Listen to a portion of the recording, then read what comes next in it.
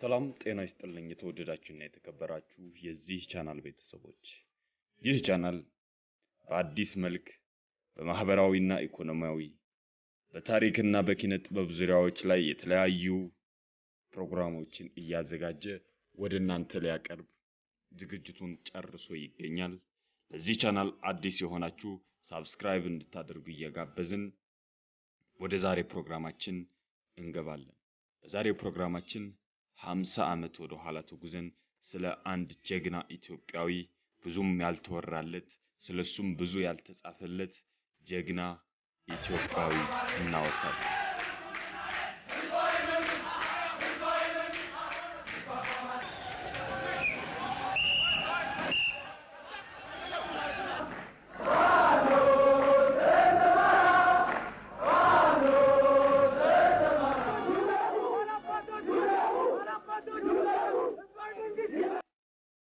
ብዙዎቻችን ስለዚህ ጀግና ታሪክ ማወቅ እንፈልጋለን።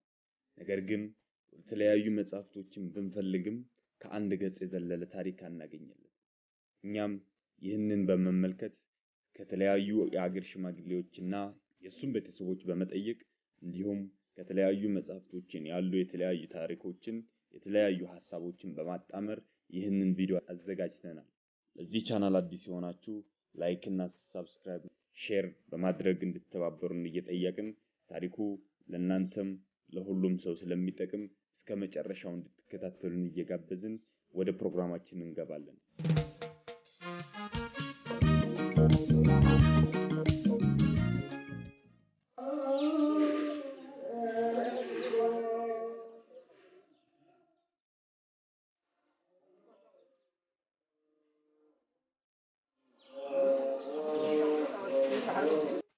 በዚህ ቅዱስና ጸጥታ በነገሰበት ቦታ የሚሊዮኖች ድምጽ አርፏል። በዚህ ቅዱስና ጸጥታ በነገሰበት ቦታ የሚሊዮኖች ተስፋ አርፏል። የድሃውና የጭቁን ህዝብ ጭቆት ማጉያ፣ የዘውዳዊ ስርዓት አመኬላ፣ የፍትህና የዲሞክራሲ ኬላ በዚች ብረት ተከልሏል። ህዝቦች ሰሚያተው ከጫማ ስር ሲረገጡ ጥረውና ግረው ያፈሩት ጥሪታቸው በጉልበተኞች ተነጥቀው በችግር ማዕበል ሲናወጡ ዘርና ጥንት ምቾትና ቅንጦት ሳይደልሉት ለድሃውና ለገበሬው ያደላ ያ የዚያ ዘመን ፈርጥ ያ የእኩልነትና የፍትህ ታጋይ አንድ ሆኖ ሚሊዮኖችን ያቀፈ አሁን ብቻውን ሆኖ ጸጥታ ነግሶበት በዚች መቃብር ታቅፏል። እዚህ ቦታ ላይም በዝምታው የተናደዱ ይመስል ወፎች በሱ ምትክ ይጮሃሉ። ተነስ እንቅልፍ ይብቃህ የሚለውን ድምፅ በቁጣ ያስተጋባሉ። ከባላባትና ከባለሰፊ ግዛት ተወልዶ ለሰፊው ህዝብ የኖረ መሬት ላራሹ የዘመረ ሩቅ አሳቢ ቅርብ አዳሪው ጀግናው ጥላሁን ግዛው እዚያ ለማመን በሚያስቸግር ወቅት ከራሱና ከቤተሰቡ በላይ ለህዝቡ እንዳልጮኸ በአባቶቼ እሳት ስርዓት ላይ ውሃ እንዳልቸለሰ ከስርዓቱ በላይ እንዳልነበር አሁን ከመቃብር በታች ሆኗል። ቢጮሁም ሰሚ የለም። ምናልባት አሁንም ሰማይ ቤት ሆኖ ፍትህ ይንገስ እያለ ይሆን? ማን ያውቃል? በህዝቡ ያስችለውም እና ይል ይሆናል። ታሪኩ የሚጀምረው ከዚህ ነው። ከደጃዝማች አበራ። ደጃዝማች አበራ በማይጨው ማርያም ህዝባ ደብረ ፀሐይ ገዳምን ያቀኑ ሲሆኑ ግዛታቸውም ራያን በሙሉ ያጠቃለለ ከእምባ አላጄ እስከ አላውሃ ምላሽ ነበር። ሰፊው የራያ መሬት ርስትና ጉልታቸው ነበር። ይህ ዘመን 19ኛው ክፍለ ዘመን መሆኑ ነው። ደጃች አበራ በጦርነት የታወቁ ነበሩና ለጦርነት በሚሄዱበት ሁሉ አሸንፈው ይመለሱ ነበር። በተለይም ወደ ሸዋ ሰላሌ ሲዘምቱ ከሌሎች በተሻለ ድል ለሳቸው ቅርብ ነበረች የደጃዝማች አበራ። ከዚያም የሸዋ ሰላሌ ህዝብ ሁሌም ሌሎችን ድል ሲያደርጉ ደጃች አበራን ስላቃታቸው መክረውና ዘክረው በጋብቻ ሊያስተሳስሯቸው ተስማምተው የተክለ ጊዮርጊስ ልጅ ወይዘሮ እመቤትን ይሰጧቸዋል። ይዘውም ወደ መናገሻ ከተማቸው ወደ ማይጨው ይመለሳሉ። እዚያም ያረጉዝና የምራታቸው እናት ከሸዋ ተጉዘው ልጃቸውን ለማዋለድ ይመጣሉ። ታዲያ በዚህ ጊዜ በማይጨው አንድ ቤተክርስቲያን ብቻ ነበር። እሱም የአቡነ ተክለ ሃይማኖት ገዳም ሲሆን በዚያ ጊዜ አካባቢው በደን የተሞላና ከቤተ መንግስቱ ራቅ ያለ ነበር። እናትየውም ቤተክርስቲያን ለመሳለም በወጡበት ጊዜም የጫካው ቁጥቋጦችና ዛፎች ልብሳቸውን መነጫጭቀው ያበላሹባቸዋል። ታዲያ ተሳልመው ሲመለሱ በሁኔታው ተናደዋልና በዚህ ጫካ በሞላበት ቦታ ላይ በቅርብ እንኳን ቤተክርስቲያን የማይገኝበት እንዴት ብዬ ነው ልጄን ክርስትና የማስነሳት ብለው ልጃቸውን ይዘው ወደ ሸዋ ይመለሳሉ። ደጃዝማች አበራም ገድ ሆኖባቸው የልጃቸውን ክርስትና ሸዋ ሄደው ያሳልፋሉ። ክርስትና በኋላም ሚስታቸውን ይዘው ለመመለስ አማቻቸውን ይጠይቃሉ። አማቻቸውም ልጄን ወደዚያ ቤተክርስቲያን ወደሌለበት ሀገር አልሰድም፣ ልጄን እንደሰጠህ ከፈለክ በአቅራቢያህ የቅድስት ድንግል ማርያም ቤተክርስቲያንን አሰራ ይሏቸዋል። ደጃዝማች አበራም በጉዳዩ ይዋ ሊደርስ አይሉ ለሚመለከታቸው አካላት ትዕዛዝ በመስጠትና በማስተባበር የቅድስት ድንግል ማርያም ታቦትን ከአረራ በማስመጣት በተለያዩ 3 ቦታዎችን በጊዜያዊነት ከተቀመጠች በኋላ አሁን ካለችበት ቦታ በ1903 ዓመተ ምህረት ልታርፍ ችላለች። ለመሆኑ ደጃች አበራ መገልገያ ያመጡት ታቦትና የሰሩት ቤተክርስቲያን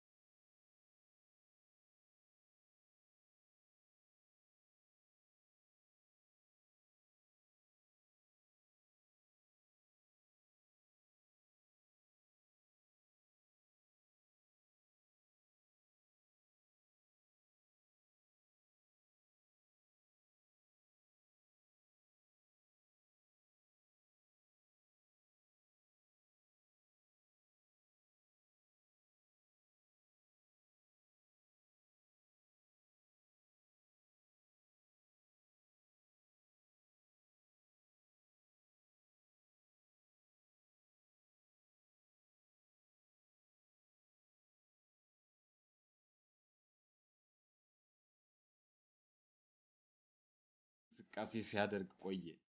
በአባቱ ግዛትም የገዛ ፍቃዱ መሬት ለአርሶ አደሩ መሸንሸን ጀመረ።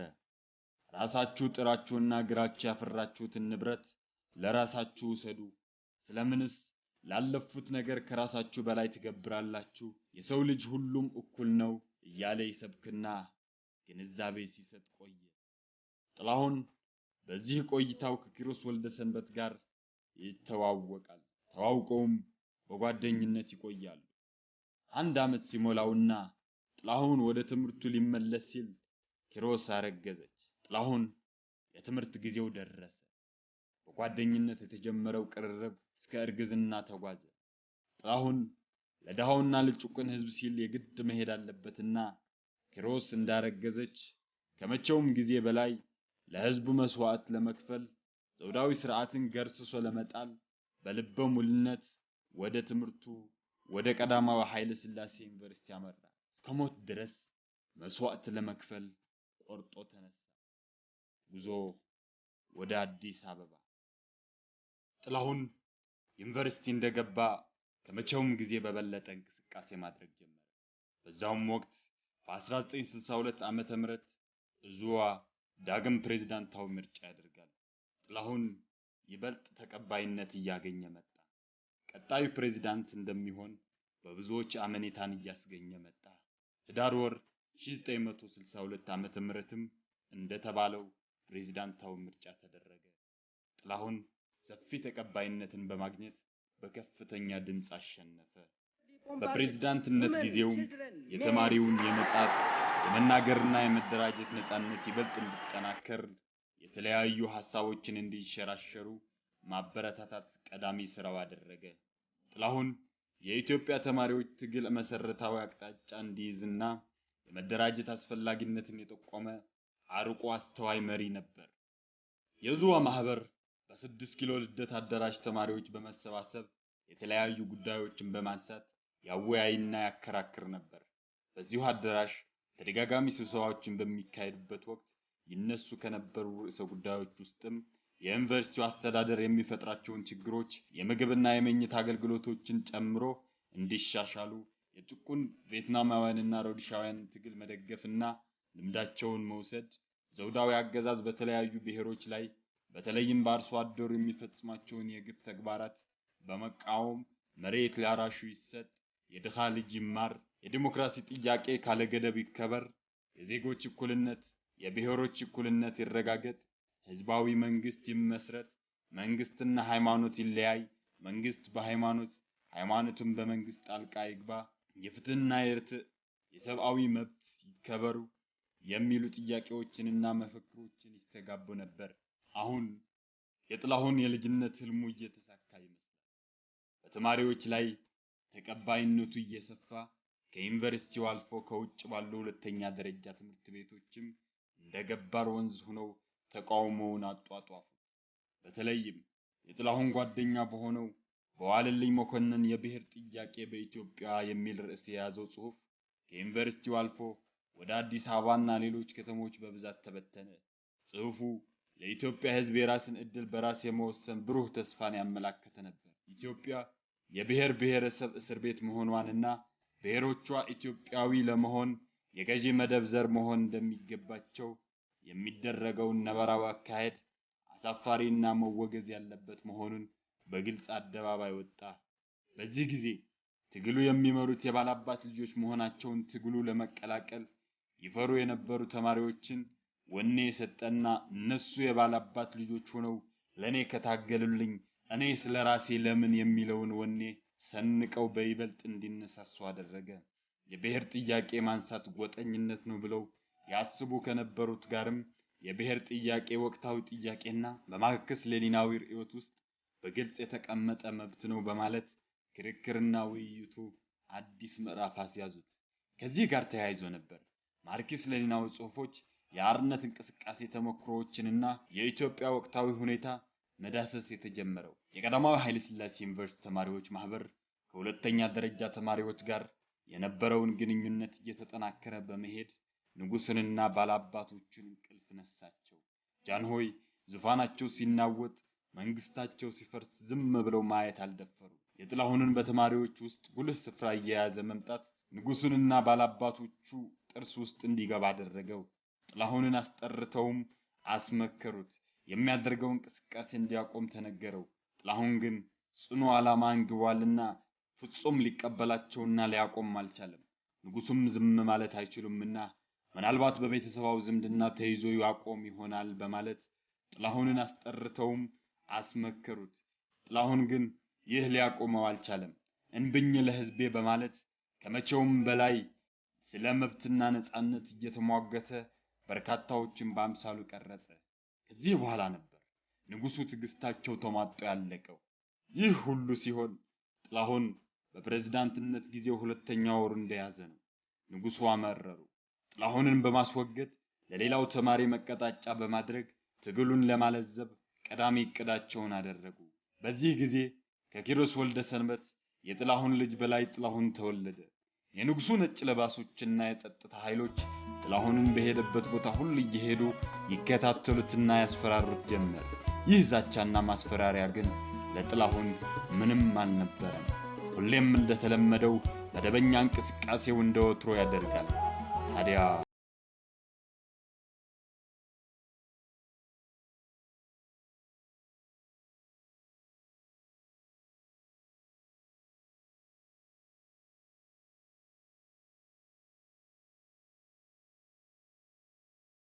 በ6 ኪሎ ልዩ ስሙ አፍንጮ በር በሚባል ቦታ ላይ ናቸው።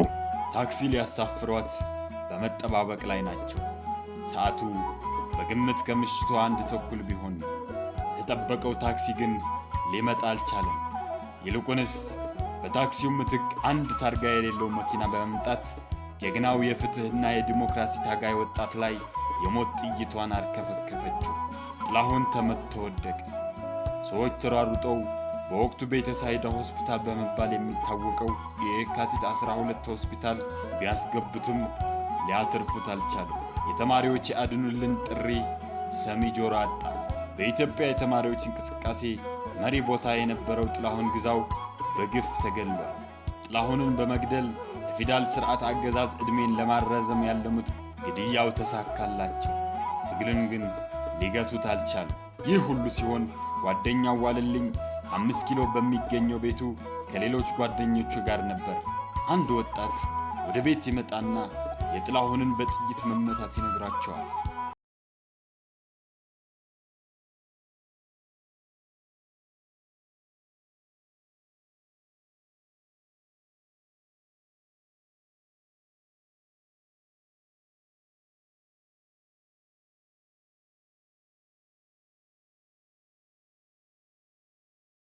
እና የቀብር ስነ ስርዓት ዝግጅት ማድረግ ጀመሩ። ለኮሌጅና ለሁለተኛ ደረጃ ተማሪዎች መልእክት አስተላለፉ። የጥላሁንን መሞት ትግላቸው እንደማይገታው፣ ጥላሁን ቢሞት ሺህ ጥላሁኖች እንደሚፈጠሩ በመግለጽ ጽሑፎችን በህዝቡ መሃል ማሰራጩ። በጥላሁን ስም የትግል መፈክሮችን ተጻፉ። ሌሎች ቆርጠው ተነሱ። ጥላሁን ለምን ሞተ ተዘመረ። አትነሳም ወይ አትነሳም ወይ የግፍ አገዛዝ አይበቃህም ወይ ጭሆት በርካታ ጥላሁኖችን ወለደ። ፋኖ ተሰማራ እንደ ሆችሚኒ እንደ ቾኮቬራ የበርካታዎችን ልብ አሸፈተ። የጥላሁን ድምፅ ከመቃብር ጮኸ። ጥላሁን ለምን ሞተ?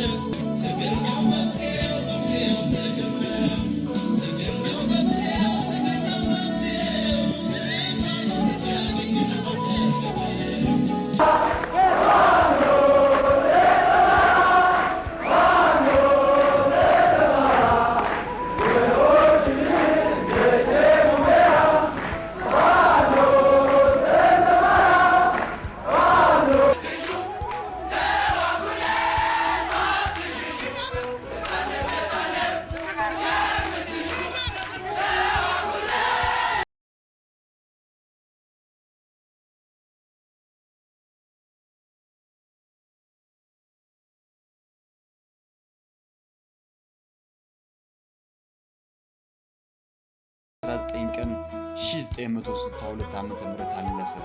ጥላሁን ግዛው አለፈ። ከደግነትና ከታላቅ ተሰጥኦው ከነጥልቅ ዕውቀቱ ከነ ብሩህ ልቡ ከነ ውብ ተፈጥሮው ከነ ትልቅ ዓላማው ከነ ሀገር ፍቅሩ ተከተተ። ለሕዝቡ እንደዋተተ ተገደለ። ለገበሬው እንደጮኸ ለሀገር እንደዘመረ ኢትዮጵያዊ እንዳለ ብሶትህ ብሶቴ ብሎ መሬት ላራሹ እንደፈከረ ለአዲስ ሥርዓት እንደሰበከ በአጭር ተቀጨ። ጉዳዩ ገና አላለቀ። ንጉሡ ጥላሁንን ሙቶ እንኳን ሊተውት አልቻሉም። የጥላሁን አስከሬን በአዲስ አበባ አቅራቢያ ከተቀበረ የተማሪዎች ቁጣና አመጽ ያባብሳል ብለው ስላመኑ ከአዲስ አበባ ርቆ መቀበር አለበት ብለው ወሰኑ። ቀዳሚ ምርጫቸውም በአገሩ ያለውን አያቱ የቆረቆሯትን የማርያም ሕዝባ ደብረ ፀሐይ ገዳምን እንዲሆን ወሰኑ። በግቢ ውስጥ ያለውን የጥላሁን አስከሬን ለመውሰድም ወታደሮቻቸውን ላኩ። በዚህ ጊዜ ጓደኛው ዋለልኝ ከፎቅ ሆኖ በድምፅ ማጉያ ጥላሁንን የሚቀብሩት የትግል ጓዶችና ሕይወቱን የከፈለለት ሕዝብ እንጂ ገዳዮቹ መቅበር እንደማይችሉ ይናገራል። በዚህም የተነሳ ጸብ ተከሰተ። የክብር ዘበኛው ሐሳብና ብዕር በታጠቁ በተማሪዎች ላይ ተኩስ ከፍተው ብዙ ተማሪዎችን ገደሉ። በመቀጠልም ተማሪዎች የጥላሁንን አስከሬን ግቢ ውስጥ አስቀምጠው ከአዲስ አበባ ሁለተኛ ደረጃ ትምህርት ቤቶች ከመጡ ተማሪዎች ጋር በመሆን የሐዘኑ ተካፋይ ሆነዋል። የጥላሁን ታሪክና ትግል ዓላማ በግጥምና በስድ ንባብ እየተሰማ የሐዘን መግለጫ እየተካሄደ በተማሪዎች ሰልፍ ታጅቦ በክብርና በጀግንነት በሥላሴ ቤተ ክርስቲያን ለመቅበር በተደረገው ሙከራ ላይም የመንግሥት ወታደሮችና ተማሪዎች ከፍተኛ ግጭት አደረጉ። ተማሪዎች የመሪያቸውን አስከሬን አንሰጥም አሉ። የመንግሥት ወታደሮች የግጭቱ መፈጠር እንደ ጥሩ አጋጣሚ በመጠቀም ዋና ዋና የተማሪዎች መሪዎችን በሳንጃና በጥይት ወግተው ገደሏቸው። የጥላሁን አስከሬን በኃይል ከተማሪዎች ተወሰደ። የተማሪዎች ንቅናቄ ያስተባብራሉ፣ በተማሪዎች ተቀባይነት አላቸው ተብለው የተጠረጠሩ በመቶዎች የሚቆጠሩ ተማሪዎች በሰንዳፋ ተወስደው ታሰሩ። የጥላሁንን አስከሬን ከተማሪዎች በኃይል ከተወሰደ በኋላም የቀብር ሥነ ሥርዓቱ ታኅሳስ 22 ቀን 1962 ዓ.ም በአካባቢ ተማሪዎች ሰልፍ አጃቢነትና መላው ዘመድ አዝማድ በተገኘበት አያቱ ባሰሯት በማይጨው ማርያም ሕዝባ ደብረ ፀሐይ ገዳም ተፈጸመ። የጥላሁን አስከሬን በኃይል ከተማሪዎች በመውሰድ አርቆ ለመቅበር የተደረገው ትርኢት ግን ሊታወስ የሚገባው የአገዛዙ ጨካኝነት አመላካች ነበር። ጥላሁን በእረፍት ጊዜው በማይጨው ለኩሶት የሄደውን የተማሪዎች እንቅስቃሴ ሰደድ እሳት ሆነ። ተማሪዎች ለትምህርት ሲገቡ ተሰልፈው በመምጣት ጥላሁን ትነሳለህ እያሉ መፎከር ጀመሩ። ሁሌም ትምህርት ከመግባታቸው በፊት የተቀበረበት ቦታ ድረስ በመሄድ መፎክሮችን እያሰሙ የጥላሁንን ራዕይ እንደሚያስቀጥሉ እየገለጹ ትምህርታቸውን ይቀጥላሉ። የረጅም ጊዜ ትግል ውጤትም የካቲት 66ን ሊወልድ ችሏል። ጥላሁን በሕይወት ዘመኑ አንድ ሴት ልጅ በመሆኒ አንድ ወንድ ልጅ በማጨው በአጠቃላይ የሁለት ልጆች አባት ሲሆን ሴት ልጁ በሕይወት ባትኖርም ወንድ ልጅ ግን አሁንም ድረስ በሕይወት አለ። ጥላሁን በማጨው ከተማ አንድ ሁለተኛ ደረጃ ትምህርት ቤትና አንድ ቲቪኢቲ ኮሌጅ በስሙ ተሰይሞለታል። የሐውልቱ ጉዳይ ግን እንደምናየው ነው። የሀገሩ ልጆች የጥላሁን ሐውልት ይሰራልን ብለው መጠየቅ ከጀመሩ 10 ዓመታትን ተቆጥረዋል። ነገር ግን ለሕዝብ እንዳልሞተ በሱ ደም ሕዝብ ነፃ እንዳልወጣ እሰየው እንኳንም ሞተ ድሮም በጥጋቡ ነው ማለታቸው ይመስል የከተማው አስተዳደር እጃቸው ምን እንደያዘው ሳይታወቅ እስካሁን ምንም መፍትሄ ሳይሰጠው ይህ ባነር ተሰቅሎ ቀርቷል። እውነት ይህ ለጥላሁን ይገባው ይሆን? ታሪክ ይፍረደን። ለድሃውና ለጭቁን ሕዝብ ጩኸት በሱ ደምና በሱ አጥንት ለውጥ ሲመጣና የነጻነትና የዲሞክራሲ ጭላንጭል ሲታይ ይህ ለጥላሁን ይገባው ይሆን? ሆዲፍጀው የጀግናውና ያ የዚያ ዘመን ብርቅዬ ወጣት ታሪክ ከብዙ በጥቂቱ ከውቅያኖስ በጭልፋው ይህንን ይመስላል። ሩቅ አሳቢ ቅርብ አዳሪ ጀግናው ጥላሁን ግዛው። ውድ ተከታታዮቻችን ይህንን የጀግናው ጥላሁን ግዛውን ታሪክ ያገኘነው ከተለያዩ መጻሕፍቶችና ከሀገሩ ሽማግሌዎች እንዲሁም ከጥላሁን ቤተሰቦች ጭምር ነው። ሩቅ አሳቢ ቅርብ አዳሪ ጀግናው ጥላሁን ግዛው። ጥላሁን ለምን ሞተ